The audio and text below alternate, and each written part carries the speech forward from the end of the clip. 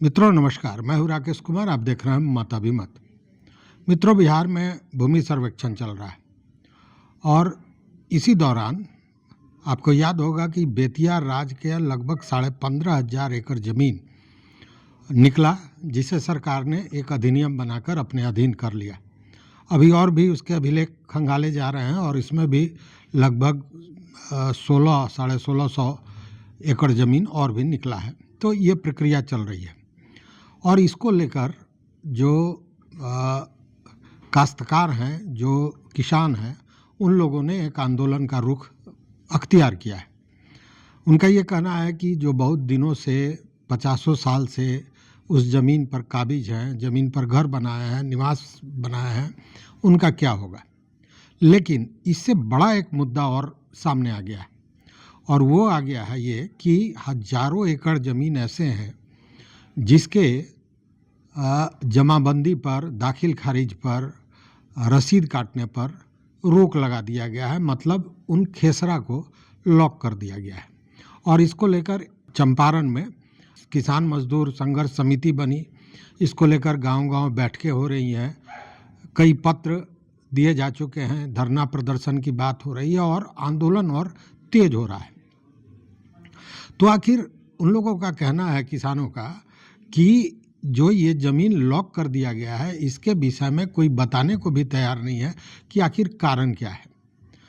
और इसी को लेकर, चूँकि मान लीजिए कि किसी ने ज़मीन कोई ख़रीदा, बहुत मेहनत करके पैसा कमाया, अपना पेट काट कर उसने पैसा बचा कर ज़मीन को ख़रीदा और अब जब दाखिल खारिज को जा रहा है तो ज़मीन पता चलता है लॉक हो गया है, वो दाखिल खारिज नहीं हो रहा है। उस स्थिति में परेशानियां लोगों की बढ़ रही हैं और आक्रोश भी बढ़ रहा है।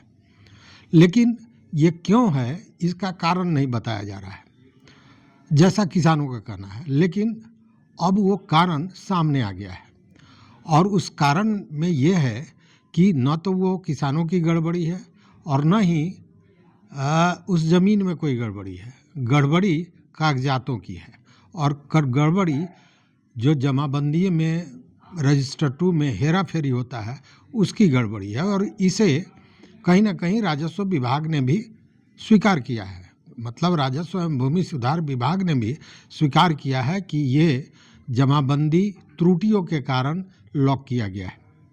हालांकि देखिए, इसको सरकार या विभाग नहीं जानती है, ऐसी बात नहीं है। सरकार और विभाग इन चीज़ों से वाकिफ़ है और इसको लेकर बाज़ाब्ता पूर्व में भूमि सुधार उप समाहर्ता को यह काम दिया गया था कि वो ऐसे जो लॉक ज़मीन है, उस ज़मीनों को देखें, उसकी जांच करें और पूरे साक्ष्य को देखने के बाद अगर वो रैयती निकलता है तो उसका जो लॉक है उसको अनलॉक कर दिया जाए और अगर वो ज़मीन सरकारी निकलता है, उस स्थिति में उसके जमाबंदी को रद्द करने की प्रक्रिया चालू की जाए। लेकिन यह काम हो नहीं रहा था।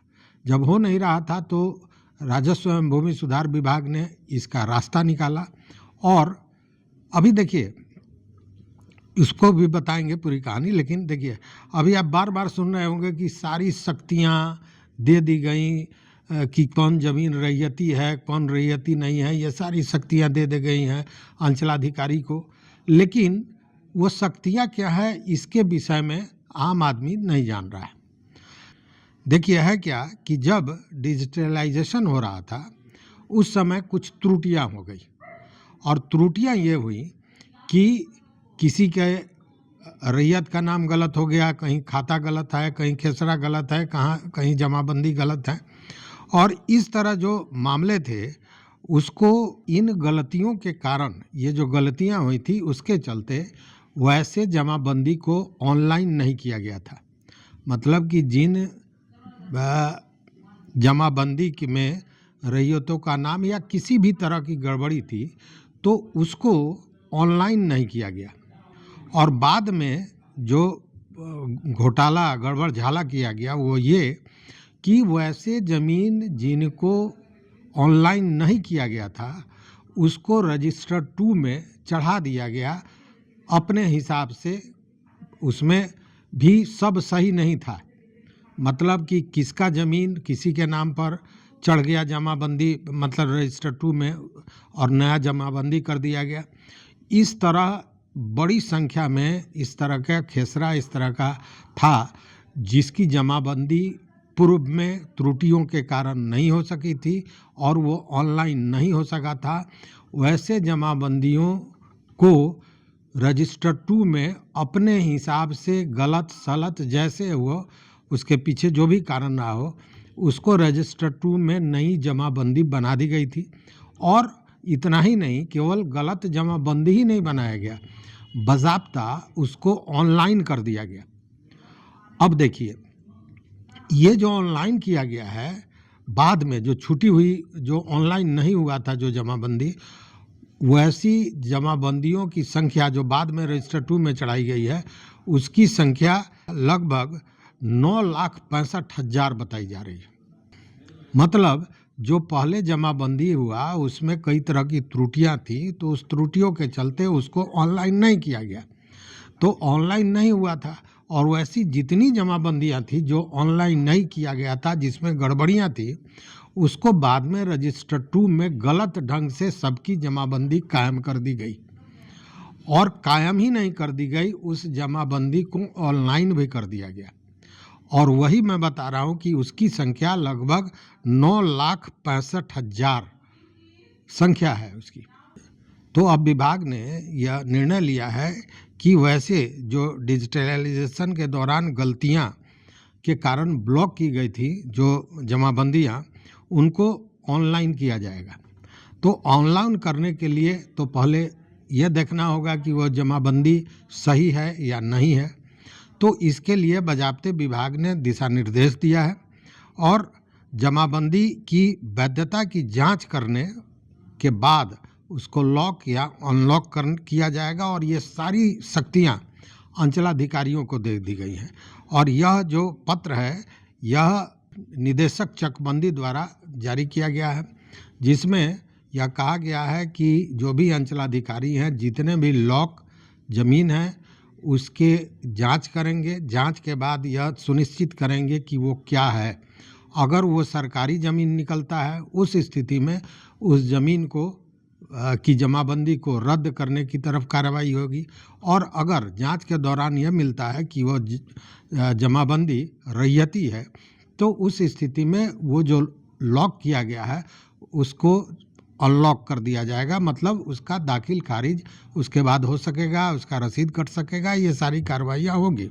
और जैसा मैंने बताया कि पूर्व में ये शक्तियाँ भू सुधार उप समाहर्ता को था, लेकिन उनके यहाँ से जो काम होना चाहिए, जो गति आनी चाहिए थी काम में, वो नहीं हुआ। हालांकि इसको लेकर जब समीक्षा बैठक हुई तो उप समाहर्ता जो भूमि सुधार के होते हैं, उन लोगों का ये कहना था कि जब इसकी जांच के लिए जमाबंदी किस तरह किया गया, उसके कौन से दस्तावेज थे, कौन साक्ष्य थे, इन सारे चीज़ों को उपलब्ध नहीं कराया जा रहा है अंचलाधिकारियों द्वारा, अंचलों द्वारा। इसके चलते यह काम की जो प्रगति है वो बहुत धीमी है। लेकिन विभाग ने इसको समझा कि ये जो तालमेल है इसमें कहीं ना कहीं गड़बड़ी है, तो क्यों नहीं इसे अंचलों द्वारा ही कराया जाए, और इसीलिए अंचलाधिकारियों को ही यह शक्ति प्रदान कर दी गई। इस संबंध में निदेशक चकबंदी द्वारा सभी समाहर्ताओं को, मतलब जिलाधिकारियों को पत्र लिखा गया और इसमें सीधे कहा गया है कि लोक जमाबंदी में सरकारी भूमि शामिल होने पर अंचलाधिकारी द्वारा अभिलेख खोलकर जांच की जाएगी और जांच के बाद यह तय किया जाएगा कि वह सरकारी है अन्यथा नहीं है। अगर सरकारी है, उस स्थिति में उसके जमाबंदी को रद्द करने की कार्रवाई की जाएगी, और अगर वो रैयती निकलता है तो वो अनलॉक कर दिया जाए।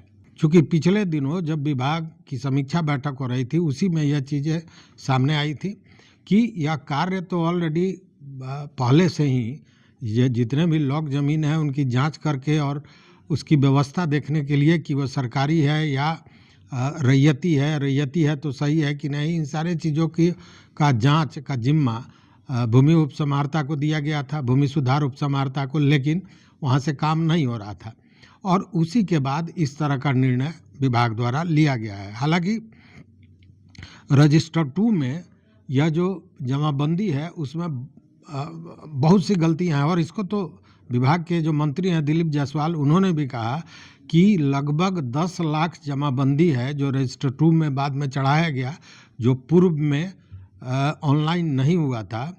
वैसे 10 लाख संदेहास्पद हैं जमाबंदी, और उन सारे की जांच करनी होगी और जांच के बाद ही ये क्लियर होगा।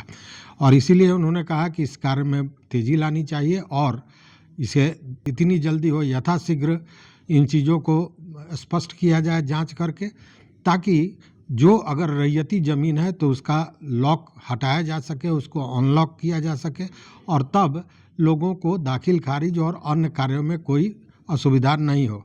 तो ये जो आंदोलन और किसानों द्वारा आक्रोश जताया जा रहा था, उसके पीछे जो मुख्य कारण था वो यही था कि उस ज़मीन को, उनके ज़मीनों को लॉक कर दिया गया है, और जो लॉक किया गया है उसमें स्थिति स्पष्ट नहीं बताई जा रही है कि आखिर क्यों लॉक किया गया है।